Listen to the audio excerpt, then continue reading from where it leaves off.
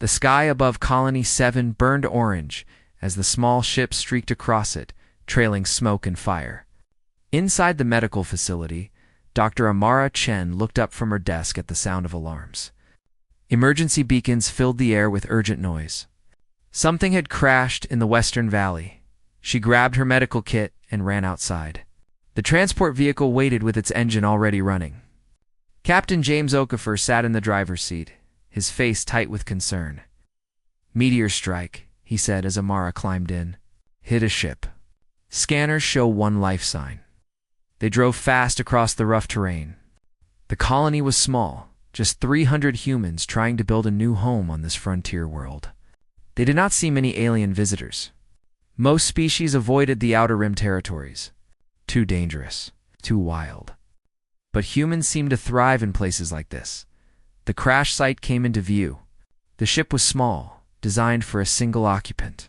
Its hull bore markings Amara did not recognize. Beautiful swirling patterns in silver and blue. The metal looked almost crystalline in the fading sunlight. "Be careful," James warned as they approached. "We don't know what we're dealing with." Amara moved carefully around the wreckage. The ship's door had been blown open from the inside. Someone had survived the crash and gotten out. She found tracks leading away from the ship, strange footprints that were longer and narrower than human feet. "Over here," James called. Behind a cluster of rocks, they found her. The alien girl sat against a boulder, holding her side. Her skin had a faint blue tint and seemed to shimmer like mother of pearl. Her hair was white and moved slowly, as if underwater. Most striking were the crystalline structures visible beneath her translucent skin, glowing softly with internal light.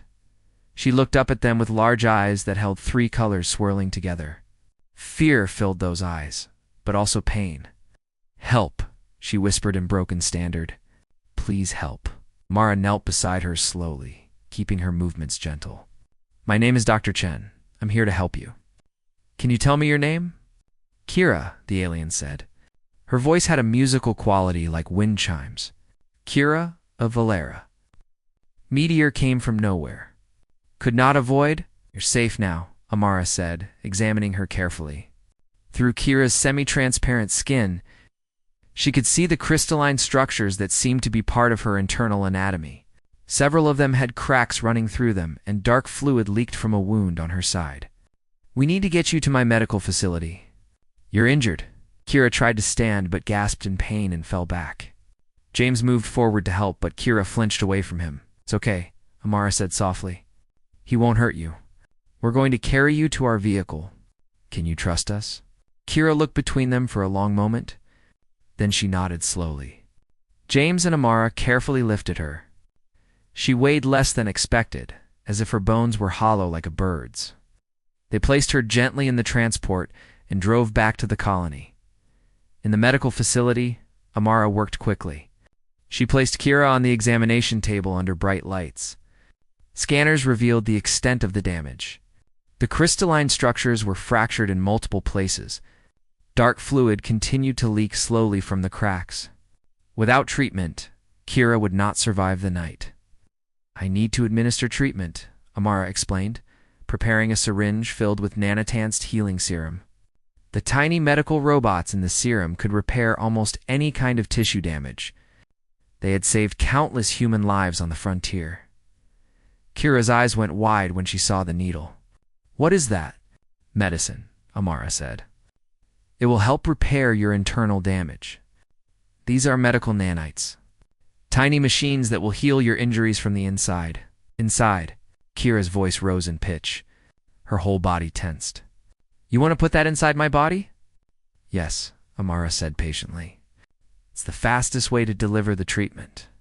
The injection goes under your skin and into your bloodstream. The nanites will find the damaged areas and begin repairs immediately." Kira stared at the needle like it was a weapon. "You pierce skin? You stab metal through flesh? This is madness. This is barbaric." Amara paused, surprised by the strong reaction. She had forgotten that different species had very different medical practices. "How do your people heal injuries?" "Light therapy," Kira said, still staring at the needle with horror. "Sonic resonance. Crystal harmonization. We never violate the body. Never pierce the sacred vessel. What you suggest is violence, not healing. I understand this seems strange to you, Amara said gently. But your internal structures are fractured. Without treatment, the damage will spread. Light therapy won't work fast enough. The nanites can repair crystalline structures. I've treated similar injuries in other species, Kira said firmly, trying to sit up. I refuse this barbarism. I will wait for my people to rescue me. They will heal me properly. Amara checked her scanner again. The readings were getting worse. Kira, your distress beacon was damaged in the crash. It's not transmitting. Your people don't know where you are. And you don't have much time. Kira's face showed confusion and fear. But to allow metal to pierce flesh? To permit foreign substances inside the body? This goes against everything Valerians believe. Our bodies are sacred. They must remain pure and unviolated. I respect your beliefs, Amara said. But right now, this injection is the only way to save your life. I promise it won't hurt much. Just a small pinch for a moment. Then the healing begins. Humans do this to themselves, Kira asked, disbelief in her voice. You willingly allow needles to pierce your flesh. All the time, Amara said. When we're sick, when we're injured, even to prevent disease. It's normal for us. Kira looked at Amara like she was insane. Your species must be very brave or very foolish. Maybe both, Amara admitted, with a small smile. But we survive. We adapt. We do what's necessary, even when it's uncomfortable. Kira was quiet for a long moment. Her internal crystals pulsed with dimming light. She was running out of time, and she knew it. Finally, she closed her eyes and took a deep breath. If I am to die on this world, I prefer to die trying to live, she whispered. Do what you must, human healer, but know that I am terrified. Fear is wisdom in dangerous situations, Amara said. Being brave doesn't mean not being afraid. It means being afraid and doing the necessary thing anyway. She cleaned Kira's arm with antiseptic, then carefully inserted the needle. Kira gasped, and her whole body went rigid. Tears formed in her strange three-colored eyes, but she did not pull away. She held still while Amara administered the injection. When the needle withdrew, Kira let out a shaky breath. It burns, she whispered. That's the nanites beginning their work, Amara explained. The sensation will fade soon. Try to rest now. Kira lay back on the examination table, trembling slightly. You humans are more frightening than I imagined, she said softly. To treat pain with more pain? To heal by violation. What kind of species does such things? Amara pulled a blanket over her. A species that survives, she said. No matter what it takes. As Kira's eyes drifted closed, Amara monitored the scanners. The nanites were working. The cracks in the crystalline structures were already beginning to seal. The alien girl would live. But Amara wondered what other shocks awaited. Kira, as she learned more about humanity's approach to survival. Part 2. Recovery and culture shock. Morning. Light filled the medical facility as Kira opened her eyes. For a moment she felt confused about where she was. Then memory returned. The crash. The humans. The terrifying needle that had pierced her skin. She sat up carefully, expecting pain. But the pain was gone.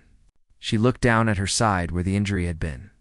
Through her translucent skin, she could see her crystalline structures glowing with healthy light. The cracks had sealed completely.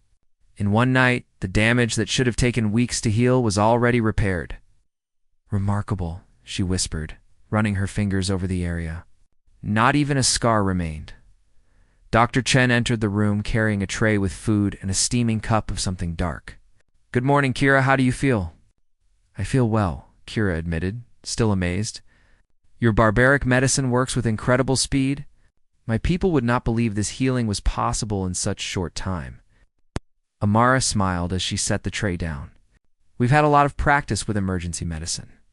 Life on frontier worlds teaches you to adapt quickly. She gestured to the tray. I brought breakfast. Nothing too complex. Some fruit, bread, and protein paste. I wasn't sure what Valerians could eat safely. Kira examined the food carefully. The fruit looked familiar enough, though the colors were different from Valerian varieties. But her attention focused on the steaming cup. Dark liquid filled it, releasing a strong and bitter smell into the air. "What is that?" she asked, pointing at the cup. "Coffee," Amara said, taking a sip from her own cup. "A morning drink. It helps humans wake up and feel alert." Kira leaned closer and sniffed carefully. Her face twisted in disgust. "It smells burnt." "Why would you drink something that smells like burned plants?" "Because it contains caffeine," Amara explained. "A chemical stimulant. It makes our brains work faster and gives us energy." Kira stared at her in shock. "You willingly consume stimulant poisons? Every morning?" "It's not poison in small amounts," Amara said with a laugh. "Humans have built up tolerance. We drink coffee, tea, energy drinks. Some people consume caffeine multiple times every day." "Multiple times?" Kira could not hide her horror. "You repeatedly poison yourselves for temporary alertness?" "This seems like very poor decision-making. You get used to it," Amara said. "Actually, most of us get dependent on it. Without morning coffee, many humans feel tired and grumpy all day." Kira processed this information slowly. The more she learned about humans, the more confused she became. They stabbed themselves with needles. They drank poison for energy. What other strange practices did they engage in? Over the next few days, Kira's confusion only grew deeper. She was allowed to move freely around the small colony, and everywhere she looked, she saw things that shocked her Valerian sensibilities. She watched humans in the exercise facility, lifting heavy weights until their muscles shook and sweat poured down their faces. When she asked Captain Okafor what they were doing, he explained the concept of strength training. "You damage your muscles on purpose?" Kira asked, watching a woman struggle to lift a heavy bar. "The damage is microscopic," James explained. "When the muscles repair themselves, they grow back stronger. It's how we build strength. You intentionally harm yourselves to become more powerful." Kira shook her head in disbelief. Valerians would never treat their bodies with such disrespect. "Different species, different methods," James said, moving to spot the woman as she completed her lift. "On frontier worlds, physical strength can mean the difference between life and death. We push our bodies because we need them to be tough." Kira also discovered human food preservation methods. In the colony's storage facility, she found jars filled with vegetables floating in vinegar solutions. Fermented foods, pickled items, things that had been intentionally allowed to partially decay in controlled conditions. "This is rotting," she said to the facility manager. "A kind older woman named Susan." "It's pickling," Susan corrected. "And yes, fermentation is a kind of controlled decomposition. But it makes food last months longer and adds beneficial bacteria to help human digestion." "You eat bacteria?" Kira felt dizzy, deliberately. "Probiotics," Susan said cheerfully. "Very healthy. Humans actually have billions of bacteria living in our digestive systems naturally. We're basically walking ecosystems." Kira had to sit down after learning that information. The thought of billions of tiny organisms living inside a body seemed nightmarish. Valerians kept their internal systems pure and sterile. But humans seemed to welcome invasion by microscopic life. Dr. Chen checked on her regularly, and during one visit, Kira finally expressed her overwhelming confusion. "I do not understand your species," she said. "You poison yourselves with stimulants. You damage your muscles deliberately. You consume rotting food and live in symbiosis with bacteria. You stab needles into your flesh without hesitation. Every one of these things would be considered violence against the self among my people. Yet you do them casually, as normal parts of life." Amara sat down across from her. "I think I understand your confusion. Valerians view your bodies as sacred vessels that must be protected and kept pure. Is that right?" "Yes," Kira said. "The body is a gift, a temple. It must be honored and preserved in its natural state. To intentionally harm it or introduce foreign substances is deeply wrong." "Humans see it differently," Amara explained. "We view our bodies as tools. Amazing, adaptable tools, but tools nonetheless. Tools that can be improved, strengthened, and repaired." We're not disrespecting our bodies when we push them hard. We're honoring their incredible capacity to adapt and overcome. Tools. Kira tested the word. Not sacred vessels, but tools. Think of it this way, Amara continued. A sword is a tool. To keep it sharp and effective, you must expose it to stress. You sharpen it against stone. You heat it and cool it. You use it hard. If you tried to preserve a sword by never using it, never exposing it to stress, it would eventually become brittle and useless. Human bodies are similar. We stay strong by challenging them. Kira thought about this carefully. The philosophy was completely opposite to Valerian thinking. But she could not deny the results. These humans were thriving on a harsh frontier world where most species would struggle to survive. Their medicine worked faster than any Valerian treatment. Their bodies were strong and resilient. There is wisdom in your words, she admitted slowly, but it still seems frightening. To willingly accept pain and discomfort, to treat your own flesh as something to be used hard and worn down. It's not about wearing down, Amara said. It's about building up. Yes, we experience temporary discomfort, but that discomfort makes us stronger, healthier, more capable. We don't fear the needle because we know the medicine will heal us. We don't fear exercise because we know our muscles will grow. We don't fear trying new foods because we know our bodies can adapt. Adaptation? Kira repeated thoughtfully. This word is important to humans. Very important, Amara confirmed. Maybe the most important word in human culture. We adapt to new environments. We adapt our bodies through training. We adapt our immune systems by exposing them to challenges. Adaptation is survival. Kira looked down at her side again, where the injection had healed her so completely. My people would have needed weeks to heal this injury with light therapy and crystal harmonization. Your adaptation medicine healed me in hours. Perhaps there is strength in accepting temporary violation for greater healing. Now, you're starting to understand us, Amara said, with an encouraging smile. That evening, Kira tried something brave. She asked Susan for a cup of coffee. The older woman's face lit up with delight as she prepared a mild brew. Kira held the cup carefully, sniffed the bitter steam. Every Valerian instinct screamed at her not to consume this obvious poison. But she thought about Amara's words. About tools versus temples. About adaptation and survival. She took a small sip. The taste was horrible, bitter, and burnt. She coughed, and her eyes watered. But she took another sip anyway. How is it? Susan asked with barely contained amusement. Terrible, Kira admitted honestly. But I begin to understand why humans accept terrible things. Sometimes the terrible thing serves a greater purpose. That night, as Kira lay in her bed in the medical facility, she felt the caffeine keeping her slightly more alert than usual. Her body protested the foreign chemical, but she also felt a strange sense of pride. She had done something frightening and uncomfortable. She had adapted even just a little to human ways. Perhaps these humans were not mad after all. Perhaps they had simply learned a different kind of wisdom. A wisdom born from harsh worlds and harder choices. The wisdom of survival through adaptation, no matter how uncomfortable that adaptation might be. Part 3. The greater threat the alarm woke. Kira from sleep 5 days after her arrival at the colony. The sound was different from the emergency beacon that had announced her crash. This alarm was deeper, more urgent, more threatening. She sat up quickly as red lights began flashing throughout the facility. Dr. Chen burst into her room, already dressed in protective gear. We have a situation. Stay here where it's safe. What kind of situation?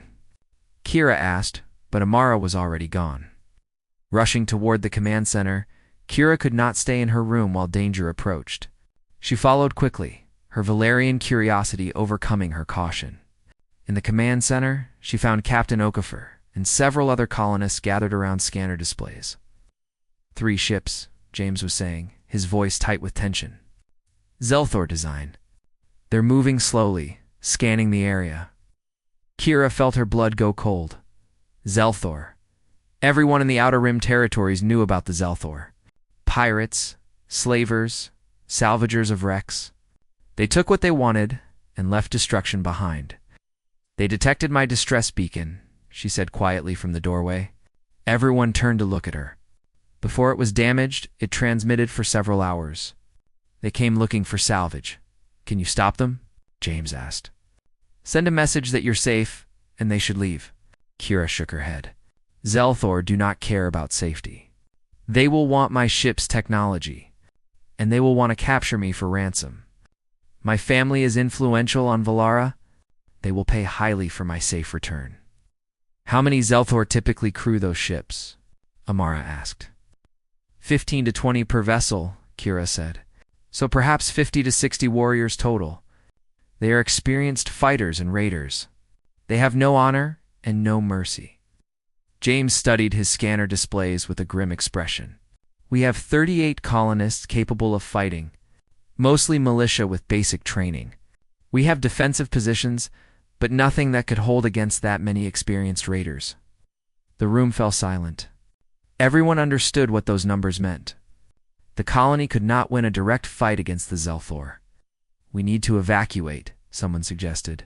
Take the transport vehicles and head for the mountains. They'll track us, James said, and hunt us down in the wilderness. At least here we have walls and defensive positions. Kira watched the humans discuss their options.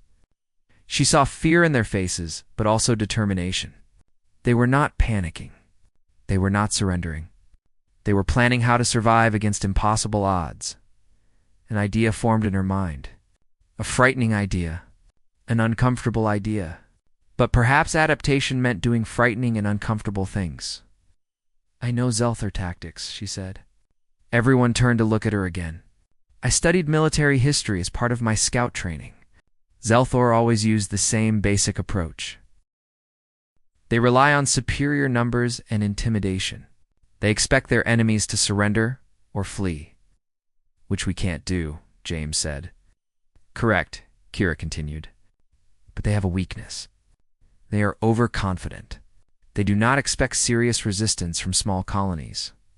If you surprise them with a strong initial defense, they might reconsider whether the salvage is worth the cost. You're suggesting we fight? Amara asked. I am suggesting you fight smart, Kira said. Use terrain advantages. Set traps. Make them believe the cost is too high. Zelthor are bullies who seek easy prey. If you prove you are dangerous, pray. They may leave to find easier targets elsewhere. James studied her carefully. You would help us plan this defense? Even though the Zelthor came because of your beacon? You saved my life, Kira said simply. Among Valerians, life debts are sacred obligations. I owe you my assistance. Over the next 2 hours, they planned desperately. James pulled up maps of the colony and surrounding terrain. Kira explained typical Zelthor landing patterns and attack formations. Together, they designed a defense strategy. But as the plan took shape, Kira felt her Valerian instincts screaming in protest. The humans were proposing to put themselves directly in danger. They would use some colonists as bait to draw the Zelthor into kill zones. They would rig explosive traps that might harm defenders as well as attackers. They would position fighters in locations where retreat would be difficult or impossible. This plan requires colonists to deliberately endanger themselves, Kira said carefully. Many could be hurt or killed. Is there no safer approach? James met her eyes steadily. Safety means losing. This plan gives us a chance to win. Yes, it's dangerous. But doing nothing is more dangerous. You would willingly sacrifice yourselves. Kira could not keep the confusion from her voice. Not sacrifice, Amara corrected. Risk. There's a difference. Sacrifice means giving up your life with no hope of survival. Risk means accepting danger while fighting for survival. Humans take risks all the time. But the pain, Kira protested.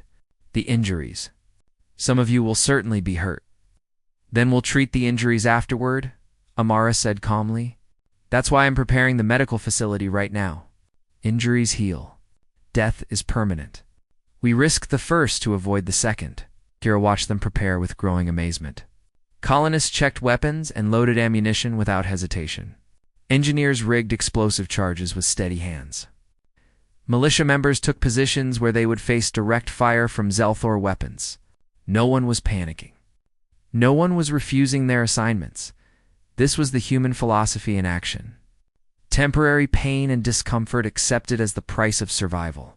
Bodies treated as tools to be used hard in service of greater goals. Adaptation through accepting what must be done, no matter how frightening. "I want to help fight," Kira said suddenly. Everyone stopped and stared at her. James spoke first. "You're not a soldier, and you're recovering from serious injuries?" "Your medicine healed those injuries," Kira pointed out. "I am healthy now, and I know Zelthar tactics better than any human here. My knowledge could save lives." "Absolutely not," Amara said firmly. "I didn't heal you just to watch you get killed in a battle. Then you understand how I feel watching you prepare to endanger yourselves for my sake," Kira replied. "You taught me about life debts and obligations. You taught me about doing frightening things for necessary purposes. Now I choose to adapt. I choose to take risks. I choose to fight." James and Amara exchanged long looks. Finally, James nodded slowly. "You can coordinate from the command center. You'll direct our defensive positions based on Zelthar movements, but you stay out of direct combat." Deal. Kira wanted to argue, but she recognized the compromise in his offer. "Deal," she agreed. The Zelthor ships landed in the Western Valley just after sunset. Kira watched the scanner displays as 3 assault teams emerged and began advancing toward the colony. Exactly as she had predicted, they moved in standard Zelthar formation, confident and careless. "First team approaching the eastern approach," she said calmly into the communication device. 20 raiders. They expect no resistance. Let them enter the kill zone." She watched on the screens as the Zelthor moved forward. Human defenders stayed hidden and silent. The raiders spread out, relaxing slightly when they encountered no immediate opposition. "Now," Kira said quietly. The trap sprang. Explosive charges detonated along the eastern approach. Human defenders opened fire from concealed positions. The Zelthor formation scattered in confusion and surprise, but Kira had no time to celebrate. The second and third teams were already adapting, taking more cautious approaches. "Second team moving to flank from the south," she warned. "They are more careful now. Captain Okafor, shift your militia to positions 7 through 12. Now the battle had begun. Kira coordinated the defense while James commanded the fighters directly.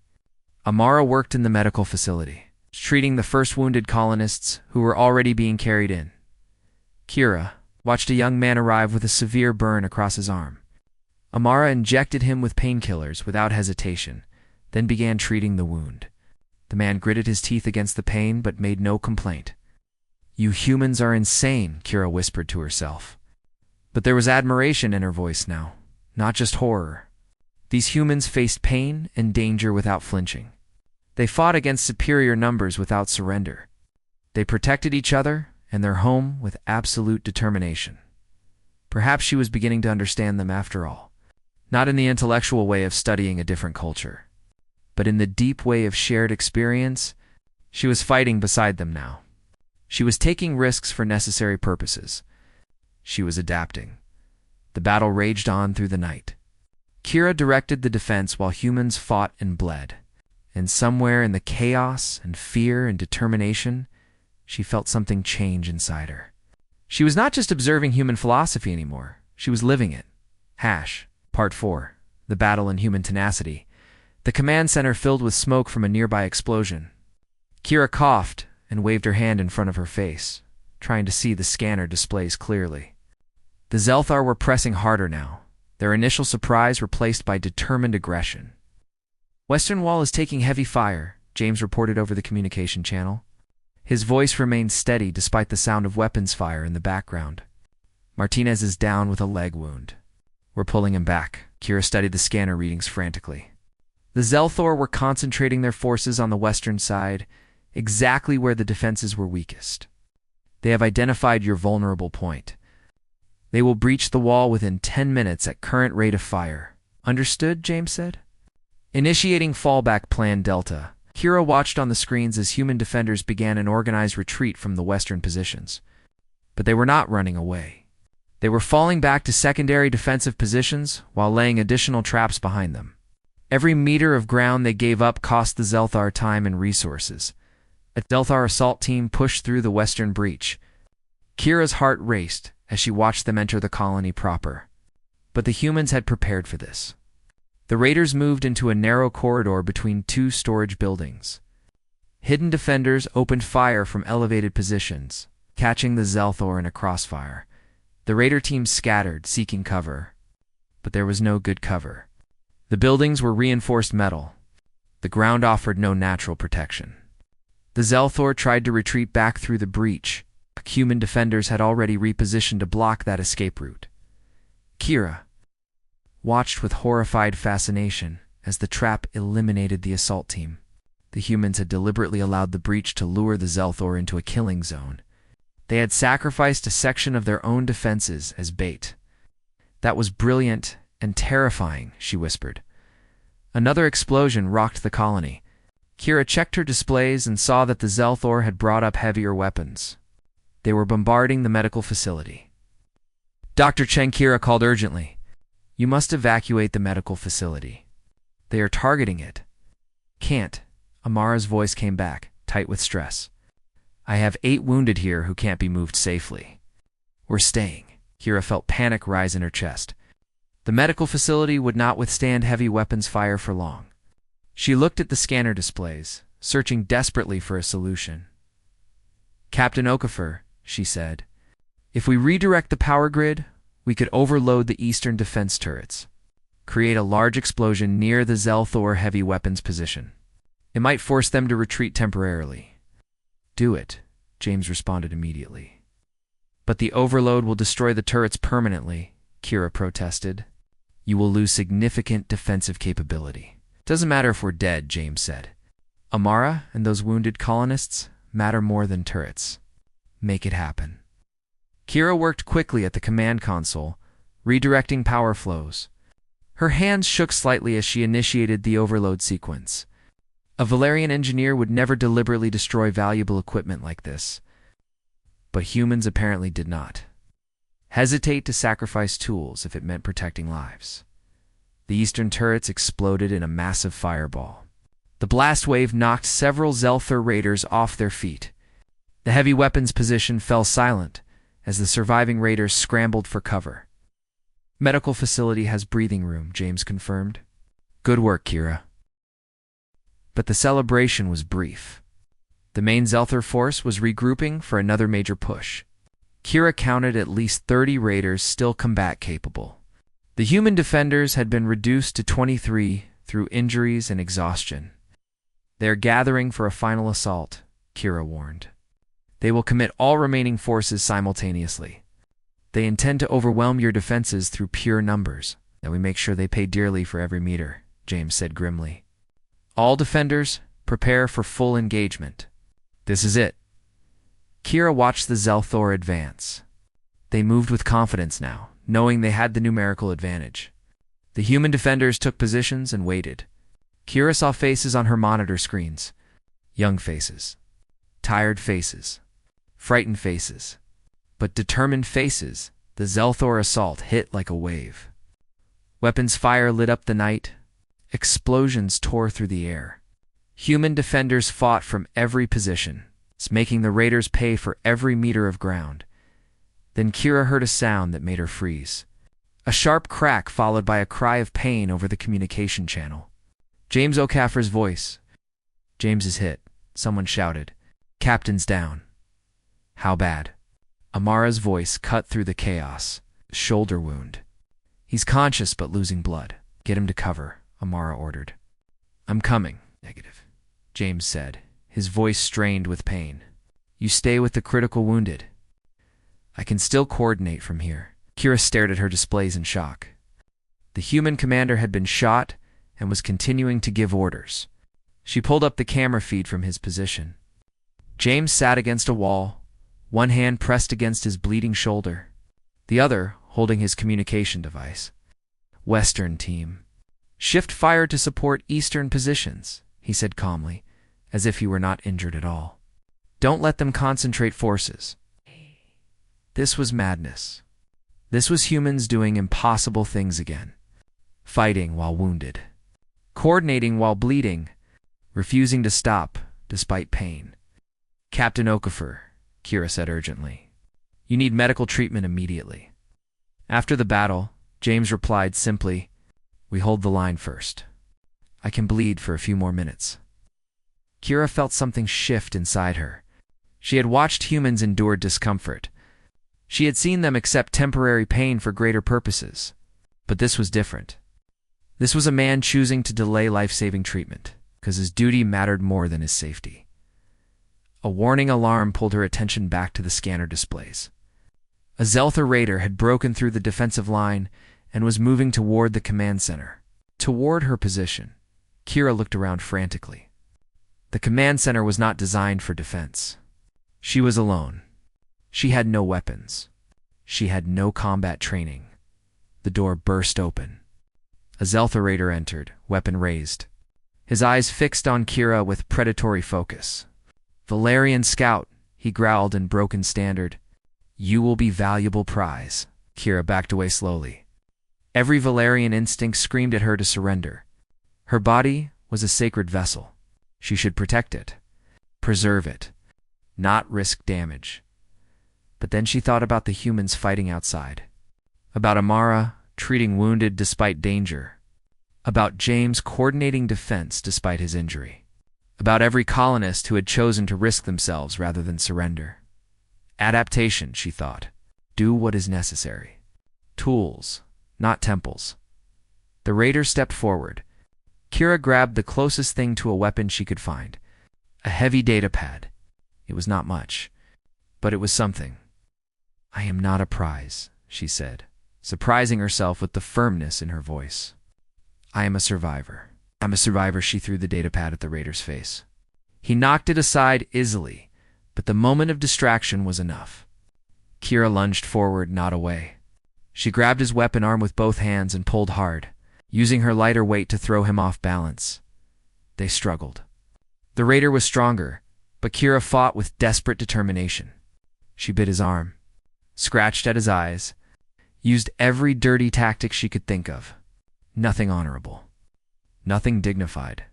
Pure survival instinct. The raider slammed her against the wall. Pain exploded through her body. She gasped and nearly let go. But she heard Amara's voice in her memory. Temporary pain for greater survival. Accept discomfort. Adapt. She held on and drove her knee up with all her strength. The raider grunted in pain. His grip loosened. Kira twisted free and grabbed a chair, swinging it as hard as she could. It connected with his head, and he went down. Kira stood over him, breathing hard, her whole body shaking. Pain radiated from where she had hit the wall. She might have cracked one of her crystalline internal structures, but she had won. She had fought. She had adapted. "Kira, report." James's voice came through the speakers. "We heard a struggle." "I am alive," she said, still catching her breath. A raider entered the command center. "He is unconscious now." There was a pause. Then James said, "Well done. That's 3 Valerian surprises the Zelthor didn't expect tonight." Outside, the battle was turning. The Zelthair assault had broken against determined human resistance. The raiders were retreating, pulling back to their ships. They had taken too many casualties. The salvage was not worth the cost. Kira watched on the scanners as the 3 Zelthar ships lifted off and disappeared into the night sky. The colony had survived. The humans had won against impossible odds, but the cost showed on every screen. Wounded colonists, damaged buildings, destroyed defenses. And in the medical facility, Mara worked frantically to save lives. Kira left the command center and made her way through the damaged colony. She found James being carried into the medical facility on a stretcher. He was pale from blood loss, but still conscious. You should have sought treatment immediately," Kira said, falling into step beside the stretcher. "Had to see the job done first," James replied weakly. In the medical facility, Amara had already prepared treatment. She cut away James's uniform shirt, exposing the wound. It was deep, ugly, and still bleeding. Kira felt her stomach turn at the sight. Amara prepared a syringe without hesitation. Pain medication. Then another syringe. Antibiotics. Then surgical tools. She would need to extract the projectile and repair the damage. James lay still while Amara worked. Kira watched in silence. The human commander accepted injection after injection without complaint. Let sharp tools cut into his flesh to remove the bullet. Endured pain because endurance meant survival. When Amara finally finished and bandaged the wound, she looked exhausted.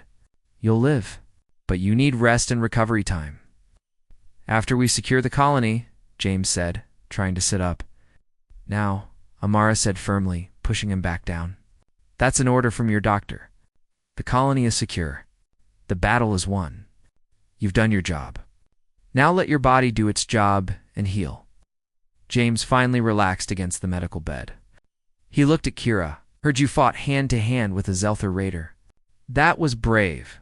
It was terrifying, Kira admitted. And I hurt myself during the fight. But I understood finally. The fear does not matter. The pain does not matter. Only survival matters. Only protecting what is important matters. Now you're thinking like a human, James said, with a tired smile. Kira touched her side, feeling the ache from her impact with the wall. Tomorrow she would need treatment. Tonight, there were others in more critical need. She could endure temporary discomfort. She had finally learned what humans had tried to teach her from the beginning. The body was not a temple to preserve behind walls. It was a tool to use, to push, to risk when necessary. And through that use and risk came strength, survival, purpose. Part 5.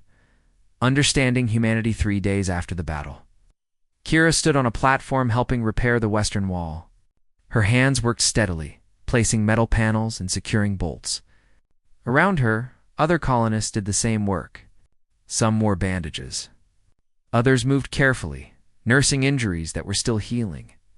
But everyone worked. This would have shocked her 2 weeks ago. Injured people doing physical labor while their bodies were still recovering. Now she understood. The wall needed repair. The colony needed protection. So the colonists worked, managing their pain and pushing through discomfort because the work mattered more than comfort. Hand me that welding torch, James called from beside her. His right arm was still in a sling from his shoulder wound, but he worked one-handed without complaint. Should you be doing this? Kira asked, passing him the torch. Dr. Chen said you needed rest. I'm resting, James said with a slight smile. I'm just resting while being useful. Besides, Amara also said light activity helps healing. Something about blood flow and preventing stiffness? Kira shook her head in amusement. Humans always found ways to justify pushing themselves, but she had to admit the logic was sound. Back on Valara, injured people stayed in healing chambers until perfectly recovered. But that was because Valarian healing was slow and delicate. Human medicine was fast and aggressive. It matched their whole philosophy of life. Your people will arrive tomorrow, James said, focusing on his welding. The rescue ship responded to your repaired beacon. How do you feel about going home? Kira was quiet for a moment, considering the question carefully. I feel ready to see my family again. But I also feel changed. I am not the same Valarian who left 3 weeks ago. Few people are unchanged by frontier experiences, James observed.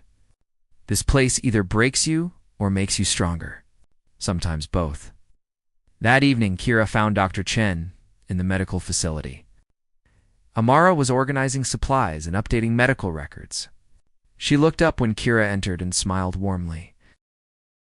How's your side healing? Amara asked. You took a hard hit during that fight. I am well, Kira said. She had finally accepted treatment the day after the battle. Another injection of nanites. Another needle piercing her skin. But this time, she had not flinched. She had understood that temporary violation meant faster healing. I wanted to thank you. For everything. You don't need to thank me, Amara said. I'm just glad you're safe. No, I do need to thank you, Kira insisted. You did more than heal my body. You challenged everything I believed about medicine, about bodies, about survival. When I arrived here, I thought human practices were barbaric. Now, I understand they are simply adapted to human needs and human philosophy. Amara set down her datapad and gave Kira her full attention. What changed your mind? The battle, Kira said simply. Watching humans fight while injured. Seeing Captain Okafor coordinate defense despite bleeding from a gunshot wound. Watching you treat the wounded while the medical facility was under fire. You all risked yourselves without hesitation. You accepted pain and danger as simply the price of survival. Those were extreme circumstances, Amara pointed out. But they revealed fundamental truth, Kira replied. Valerians view bodies as sacred vessels to be protected above all else. We build our entire culture around preservation and purity. But you humans understand something we do not. Bodies exist to be used. They are meant to face challenges, endure stress, and grow stronger through that stress. Kira walked to the window and looked out at the colony. Colonists moved through the streets, rebuilding and repairing. Life continued, despite the recent violence. I fought a Zelthor raider 3 days ago, she continued. I was terrified. I knew I would likely be hurt. But I fought anyway because not fighting meant capture or death. In that moment, I finally understood human philosophy. The body is a tool. Sometimes tools get damaged during use. But a damaged tool that completes its task is better than a perfect tool that sits unused. That's very wise, Amara said softly. Though I'd argue there's middle ground between Valerian total preservation and human recklessness. We probably push too hard sometimes. Perhaps, Kira agreed, but your recklessness kept this colony alive. Your willingness to endure discomfort and accept risk made the difference between survival and destruction. She turned back to face Amara. When I return to Valara, I will be different. I will tell my people about humans and your adaptive philosophy. Some will be horrified. Many will not understand.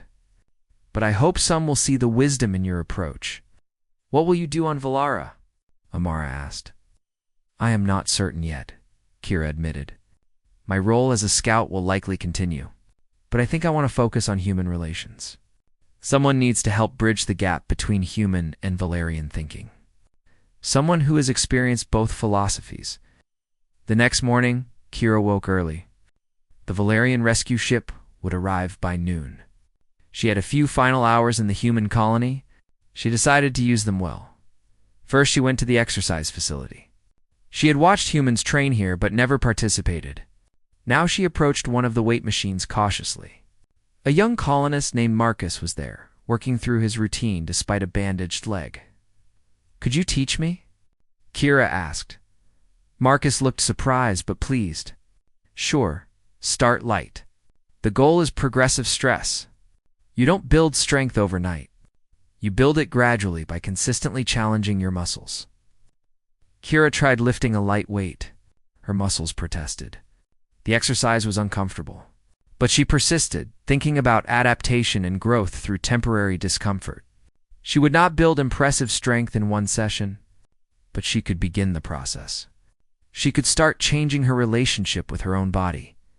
Next, she went to the dining facility and requested coffee. Susan prepared it with evident delight, making it the same mild brew Kira had tried before.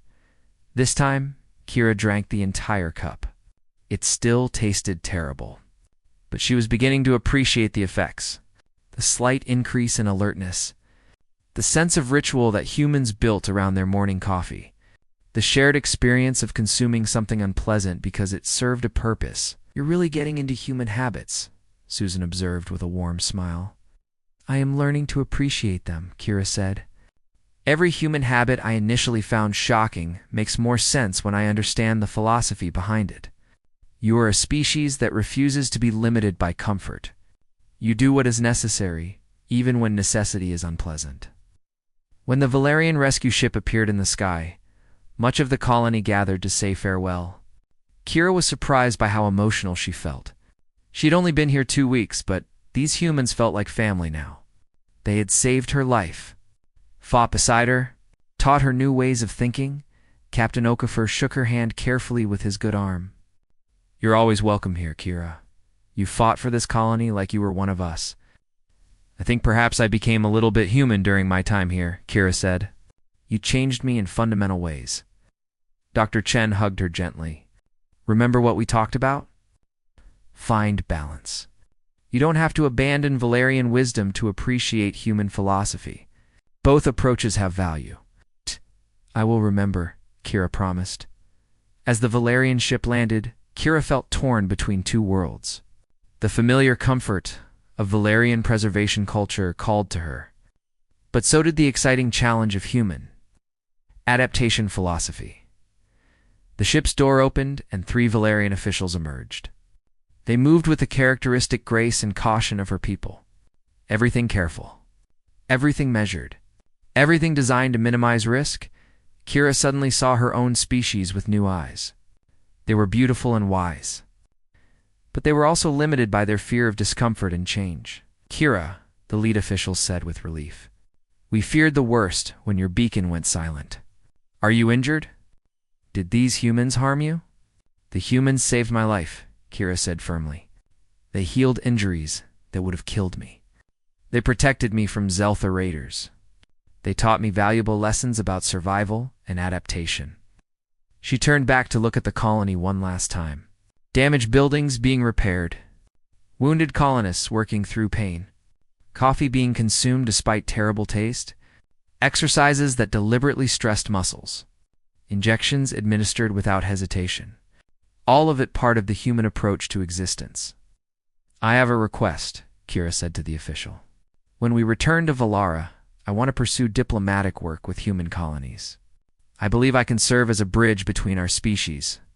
Help Valerians understand that human practices are not barbaric. They are simply different adaptations to different philosophies. The official looked uncertain. The council may have concerns. Many Valerians find human practices disturbing. Then they need someone who has lived among humans to explain, Kira said. Someone who was initially horrified, but came to understand. I am that person. She boarded the Valerian ship, but paused at the doorway. Dr. Chen called out one last thing. Hey, Kira, remember? Bodies are tools, but tools need maintenance too. Don't go full human reckless on us. Kira laughed. I will remember. Tools and temples. Finding balance between both philosophies. As the ship lifted off, Kira watched the colony grow smaller below. She touched her side where the injection had healed her so impossibly fast. She felt the pleasant ache in her muscles from her morning exercise. She tasted the lingering bitterness of coffee on her tongue. She was still Valerian. That would never change. But she was also something new now. Someone who had learned that discomfort could lead to growth. That temporary pain could enable greater healing. That bodies existed to be used, not just preserved. That adaptation was survival. On Valara, she would face skepticism and resistance. Many would not understand. But she would persist, using the human philosophy she had learned. She would endure discomfort in service of a greater purpose. She would adapt to the challenge of changing minds and bridging cultures. In the ship's medical bay, a Valerian healer approached her with concerned expression. You have minor crystalline stress fractures. We should begin light therapy immediately. 3 weeks of treatment should restore you to perfect health. Kira smiled. Or you could use human nanite medicine. It would heal me in 3 hours. The healer looked shocked. Inject foreign substances into your sacred vessel. That would be unthinkable. I thought the same thing 2 weeks ago, Kira said. Then I learned that sometimes the unthinkable is exactly what we need to survive and grow. She accepted the traditional light therapy because she was home now and could afford the slower healing. But she made a mental note to acquire samples of human medical nanites, to study them, to help her people understand that different did not mean wrong, that adaptation had many forms, that humans had something valuable to teach the galaxy. As the ship jumped to faster than light travel, carrying her home to Valara, Kira felt at peace. She had crashed on an alien world, terrified and injured. She had encountered practices that violated every belief she held sacred. But through that violation, she had found liberation. Freedom from the limitations of fear. Freedom to adapt, to grow, to become more than she had been. She had learned what it meant to be a little bit human, and she would carry that lesson with her. For the rest of her life, the galaxy was vast and full of different species with different philosophies. But perhaps the human approached the willingness to accept temporary discomfort for greater purposes, to treat bodies as resilient tools rather than fragile vessels, to adapt constantly and fearlessly. Perhaps that approach had wisdom that all species could learn from. Kira was determined to share that wisdom, to be a voice explaining human philosophy to those who found it frightening, to help build bridges of understanding across the vast differences between species. After all, that was what humans would do. Face the uncomfortable challenge. Endure the difficulty. Adapt and persist until the task was complete. She smiled to herself and settled in for the journey home. She had learned well from her human teachers, and the lesson would continue long after she left Colony 7 behind.